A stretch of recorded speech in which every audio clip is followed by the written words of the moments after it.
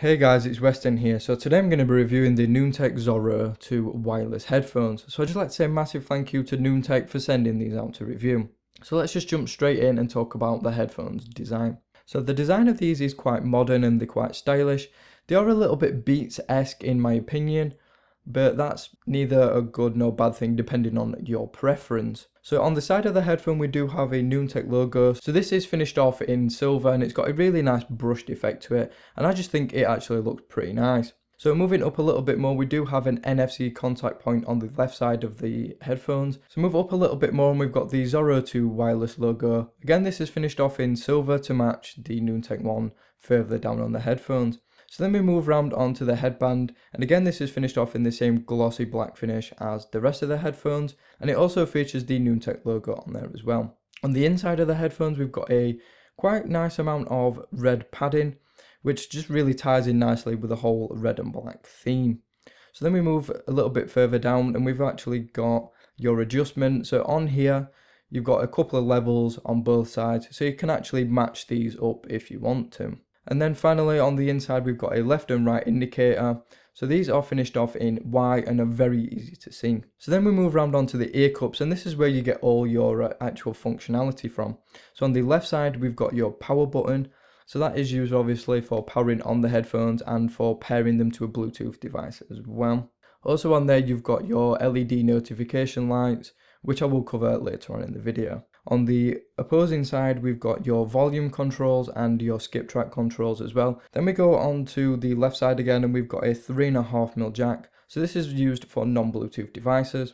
On the opposing side we've got your USB input, and that is for charging the headphones. So then we get onto build quality, and I'm actually not that impressed, to be honest. They are a really plastic construction, and to be honest the plastic doesn't fill me with confidence in terms of quality. So I'm just going to do a little demonstration now just to let you hear something. So these headphones do have a folding mechanism like many other headphones, but if you just listen to the noise they make when they're actually closed, it's not a very nice sound, and to be honest it does feel a little bit cheap, and possibly like this could be one of the weakest points of the headphones design and possibly could fail within a couple of years of use. Then we get onto padding and stuff like that, and that's actually really nice. So it's a synthetic leather and it does feel very nice and it's very plush, and there is a generous amount of padding all the way around. So that leads me straight into comfort, and they are actually pretty comfortable headphones. So the headband shape is really nice. It does a good job of distributing the weight, of which there isn't that much, to be honest. Then we get onto the ear pads themselves, and again these are a similar material to the headband, and they just feel really nice and soft on your ears. They're really plush and they've got a nice amount of padding. So now we get on to sort of battery life and connectivity and all that good stuff. So like I mentioned already, this does have an NFC contact point. So if you do have an NFC enabled phone, you can actually use that to quick pair these headphones.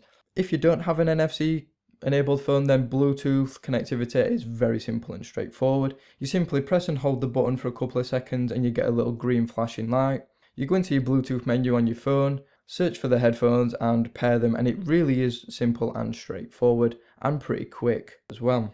So now we get onto the battery life, and it's actually really impressive, to be honest. So charging time of these is about 1.5 hours. So that was from the Anker PowerPort 5 I used to charge all my devices. So you do get a series of 4 indicator lights to give you an idea of what stage it is when you're actually charging. So I figured out that one light equals 25%. So when one light's lit, it means you've got 25% available battery. So when these are at 100%, I got an amazing 33 hours and 13 minutes out of these.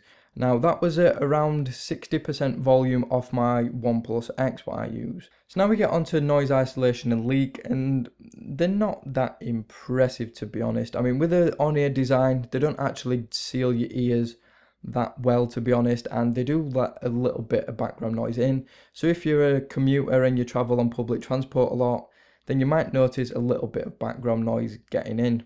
Same again for leak. They're not the worst I've ever tested, but again, because they don't seal your ears fully, they do leak a little bit of noise as well. So now we get onto the main event, the sound quality, and I'm actually pretty impressed with these, to be honest. Now I did test these both on Bluetooth and wired as well, just to get a really good idea of what these sound like. So we'll start off with the bass, and it's actually pretty deep. It's not the deepest I've ever heard, and not as deep as what I expected when I first saw the headphones. So it does lack a little bit of punch and a little bit of sort of presence in the low end. So really, really low down in your sort of 20 hertz region. It just seems to lack a little bit down there. Higher up in the frequency range, it's not too bad, but just in the really low end, it's not that great. It does have plenty of detail though, and on the plus side, it never creeps into the mid-range, which is really good. So speaking of the mid-range, it's actually pretty open, it's clear, it's detailed, and I've noticed that it's really upbeat and exciting as well. So if you listen to sort of fast-paced music, sort of rock, and your electronic styles of music, then these are really great for that because they've just got that sort of energetic sound. So then we get on to the vocals, and this is actually a really, really good point of these headphones, and it's probably the standout feature of the sound. So they're really polished, they've got sort of plenty of expression, and they just sit really nicely with the mids and just provide a very good mid-range. So then we get onto the high frequencies, and again they're quite present, they're easy to distinguish. They can be a little bit on the sharper side sometimes, but they never sound sort of brash or metallic or tinny sounding, and they're just really good actually. So now we get on to the summary. So what do I think of these headphones? Well, personally, I'm not a huge fan of the design. The build quality is something to be left desired, to be honest. The comfort, it makes up ground there, and they are actually pretty comfortable as long as you don't wear glasses. Noise isolation and leak, not that great.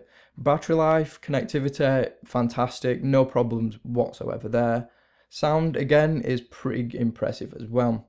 So for the price of these headphones, which is around £120, but for that price, they are actually a pretty impressive package overall. And if you like that sort of style of headphone and you want to have them wireless, then these are some of the cheapest you can actually get. And they easily rival the Beats Solos wireless as well. Right guys, so that is it for this review. I hope you've enjoyed it. I know it's been a bit of a long one today. But anyway, thank you for watching. If you enjoyed the video, don't forget to do all that good stuff like share, subscribe and all that. So thank you again, and I will see you all on the very next video.